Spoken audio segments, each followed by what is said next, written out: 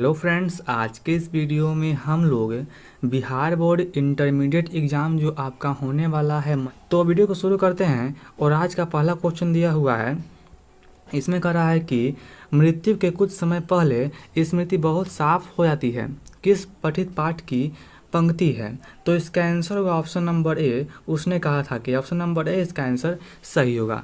आगे हैं भक्ति विमुख जो धर्म सो अधर्म करी गाय, किस पठित पाठ की पंक्ति है?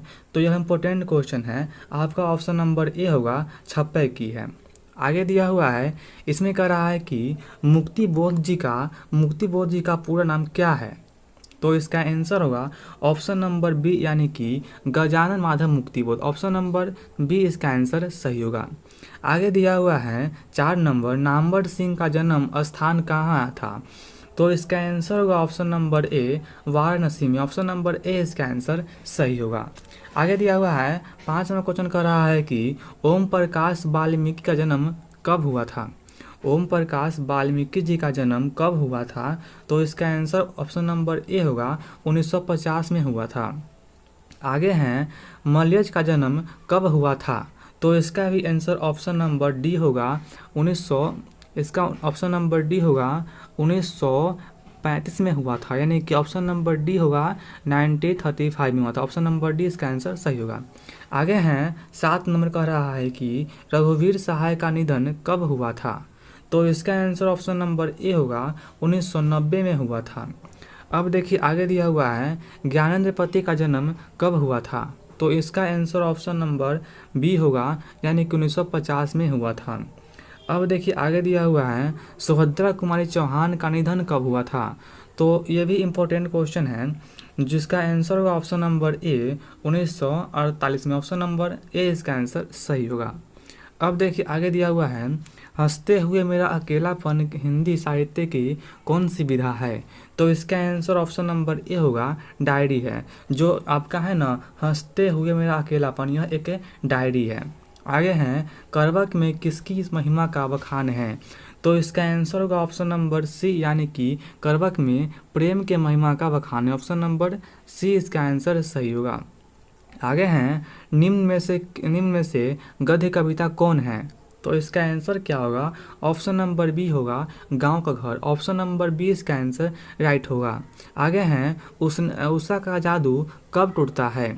तो इसका आंसर क्या होगा? सूर्योदय के समय। ऑप्शन नंबर बी सही होगा, सूर्योदय के समय। आगे हैं कलीराम किस पठित पाठ से संबंधित है? तो इसका आंसर होगा ऑप्शन नंबर ए, जूठन से संबंधित है। ऑप्शन नंबर ए इसका आंसर सही होगा, कलीराम। आगे दिया हुआ है सूरदास के दीक्षा गुरु का नाम क्या है? जो सूरदास जी थे ना, उनके दीक्षा गुरु का नाम क्या है? तो इसका आंसर ऑप्शन नंबर ए होगा वल्लभाचार्य। ऑप्शन नंबर ए इसका आंसर राइट होगा। आगे दिया हुआ है संत तुलसीदास जी किस प्रकार के कवि हैं? तो इसका आंसर होगा ऑप्शन नंबर सी, यानी कि तुलसीदास जी सामान्यवादी कवि है। ऑप्शन नंबर सी इसका आंसर सही होगा। आगे हैं पठित पाठ में त्रिच क्या है? तो इसका आंसर क्या होगा? ऑप्शन नंबर ए होगा विशैला छिपकली है। ऑप्शन नंबर ए इसका आंसर सही होगा। आगे हैं सूरदास जी के पठित रचना में किस रस की प्रधानता है? तो इसका आंसर ऑप्शन नंबर ए होगा श्रृंगार रस की प्रधानता है। अब देखिए आगे दिया हुआ है 19 नंबर, इसमें क्या कर रहा है कि निम्न में से राष्ट्र कवि की उपाधि किसे मिली है? ये बहुत ही इंपॉर्टेंट क्वेश्चन है। इसका आंसर ऑप्शन नंबर ए होगा रामधारी सिंह जी को हम लोग राष्ट्र कवि कहते हैं। आगे हैं निम्न में से प्रेम के पीर के कवि कौन हैं? तो इसका आंसर ऑप्शन नंबर ए होगा जायसी जी है। मलिक मोहम्मद जायसी जी है प्रेम के पीर के कवि। आगे हैं कविता के नए प्रतिमान के रचयिता कौन है? तो इसका आंसर ऑप्शन नंबर ई होगा नामवर सिंह है। आगे दिया हुआ है उसने कहा था शीर्षक कहानी में किसकी प्रधानता है?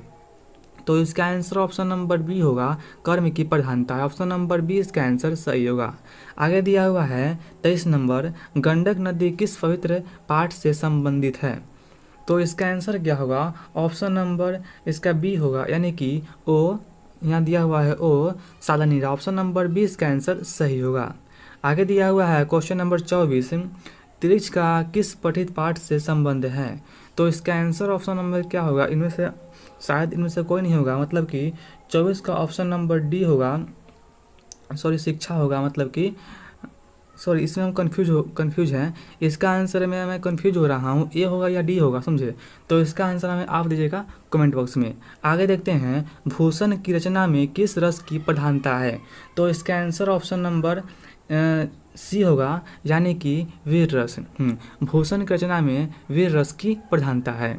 अब देखिए आगे दिया हुआ है 26 नंबर क्वेश्चन कर रहा है कि जयशंकर प्रसाद का किस वाद से संबंध है। तो इसका आंसर ऑप्शन नंबर सी होगा, छायावाद से संबंधित। ऑप्शन नंबर सी इसका आंसर सही होगा। आगे हैं, गैंग्रीन का संबंध किस पार्ट से है। तो इसका आंसर क्या होगा, ऑप्शन नंबर सी होगा, तिरिक्ष से। ऑप्शन नंबर सी इसका सॉरी डी होगा, रोज से। गैंग्रीन का संबंध आपका रोज का हानि से संबंधित है। आगे दिया हुआ है, भगत सिंह जी का माता का नाम क्या है। भगत सिंह जी के माता का नाम क्या है। तो इसका आंसर ऑप्शन नंबर ए होगा, विद्यावती जी। आगे हैं, भगत सिंह के पिता का नाम क्या है। तो Sardar Kishan Singh. Option number A इसका आंसर सही होगा। आगे हैं, रामधारी सिद्दीनकर के पत्नी का नाम क्या है। इनके पत्नी का नाम क्या है। तो ऑप्शन नंबर ए होगा, श्यामावती देवी। ऑप्शन नंबर ए इसका आंसर सही होगा। आगे दिया हुआ है, ओम प्रकाश वाल्मीकि के पिता का नाम क्या है। ओम प्रकाश वाल्मीकि जी के पिता का नाम क्या है। तो ऑप्शन नंबर ए होगा, छोटन लाल। अब देखिए आगे दिया हुआ है क्वेश्चन नंबर 32, ओम प्रकाश वाल्मीकि जी के माता का नाम क्या है। तो इसका आंसर ऑप्शन नंबर ए होगा, मकुंती देवी। पिता का नाम है छोटन लाल और माता का नाम है मकुंती देवी। आगे हैं, मुक्ति बोध के माता का नाम क्या है। मुक्ति बोध का गजानन माधव मुक्ति बोध का माता का नाम क्या है। तो ऑप्शन नंबर ए होगा, पार्वती बाई। आगे हैं, चंद्रधर शर्मा गुलेरी जी का जन्म कहाँ हुआ था। तो इसका आंसर ऑप्शन नंबर ए होगा, जयपुर में हुआ था। और जयपुर कहाँ पे है। तो अपना राजस्थान में है। आगे दिया हुआ है, इसमें क्या कर रहा है, चंद्रधर शर्मा गुलेरी के पिता का नाम क्या था। तो इसका आंसर क्या होगा, ऑप्शन नंबर बी होगा, पंडित शिवराम। ऑप्शन नंबर बी इसका आंसर सही होगा, पंडित शिवराम। आगे हैं, तुलसीदास का जन्म कहाँ हुआ था। तो इसका आंसर ऑप्शन नंबर ए होगा, राजापुर उत्तर प्रदेश में हुआ था। आगे हैं, ज्ञानेंद्रपति का जन्म स्थान कहाँ है। तो इसका आंसर ऑप्शन नंबर ए होगा, गोइडा झारखंड में है। आगे दिया हुआ है, गजानन माधव मुक्ति बोध का जन्म स्थान है, मतलब कि इनका जन्म कहाँ हुआ था। तो इनका ऑप्शन नंबर ए होगा, श्योपुर ग्वालियर मध्य प्रदेश में। ऑप्शन नंबर ए इसका आंसर राइट होगा। आगे हैं, सुभद्रा कुमारी चौहान जी का जन्म कहाँ हुआ था। तो इसका आंसर ऑप्शन नंबर ए होगा, निहालपुर उत्तर प्रदेश में। ऑप्शन नंबर ए इसका आंसर सही होगा, निहालपुर उत्तर प्रदेश। आगे दिया हुआ है, रामधारी सिद्दीनकर के माता पिता का नाम क्या था। रामधारी सिद्दीनकर जी के माता और पिता का नाम क्या है। तो इसका आंसर होगा ऑप्शन नंबर ए, माता का नाम है मनरूप देवी और पिता का नाम है रवि सिंह।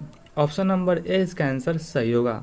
अब देखिए आगे दिया हुआ है, अज्ञा जी के माता और पिता का नाम क्या है। तो अज्ञा जी के माता का नाम है व्यंती देवी और पिता का नाम है हिरानंद शास्त्री। आगे दिया हुआ है, जय कृष्ण मूर्ति के माता और पिता का नाम क्या है। तो इसका आंसर ऑप्शन नंबर बी होगा, मनरूप देवी माता का नाम है और पिता का नाम है रवि सिंह।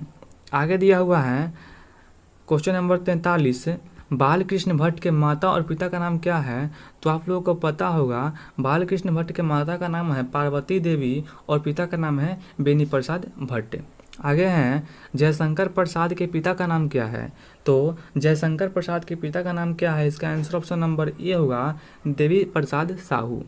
अब देखिए आगे दिया हुआ है क्वेश्चन नंबर 45, इसमें क्या कर रहा है कि तुलसीदास जी के दीक्षा गुरु कौन थे।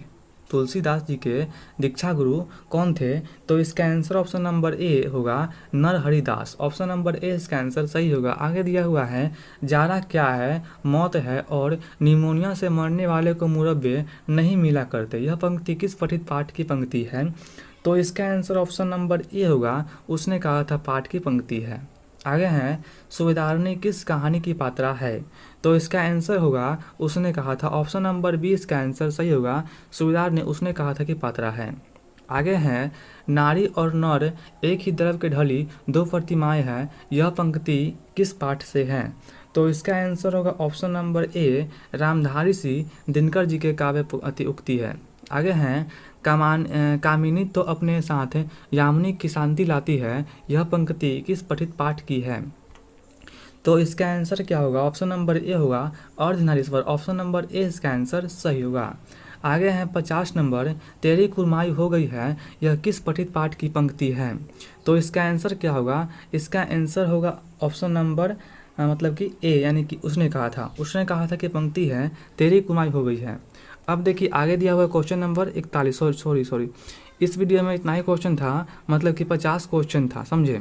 तो अगर आप लोगों को वीडियो अच्छा लगा होगा तो वीडियो को लाइक कर दीजिएगा, समझे। और इसी प्रकार की वीडियोज़ को पाने के लिए चैनल को सब्सक्राइब कर लीजिएगा। और इस वीडियो में हम लोग 50 क्वेश्चन को ही देखे हैं, और मतलब कि यह वीडियो पार्ट 1 है, समझे। यह वीडियो आपका पार्ट 1 है, और इसके बाद आपको पार्ट 2 मिलेगा। पार्ट 2 आपको कल मिल जाएगा या आज शाम को ही मिल जाएगा, समझे। तो अगर आप लोग पार्ट 2 वीडियो को देखना चाहते हैं तो चैनल को सब्सक्राइब कर लीजिएगा और ऑल में कर लीजिएगा। तो अगर आप लोगों को इसका PDF चाहिए फ्री में, तो आप लोग व्हाट्सएप कीजिएगा। व्हाट्सएप नंबर आप लिख लीजिए 91 28 300 और 947। आप लोग इस पर व्हाट्सएप कीजिएगा। हम आपको आपको मतलब कि व्हाट्सएप से मैं आपको फ्री में ही PDF सेंड कर दूंगा, और व्हाट्सएप ग्रुप में भी ऐड कर दूंगा, जहां पर PDF डालता हूं, समझे। तो अब मिलते हैं अगले वीडियो में, तब तक के लिए धन्यवाद।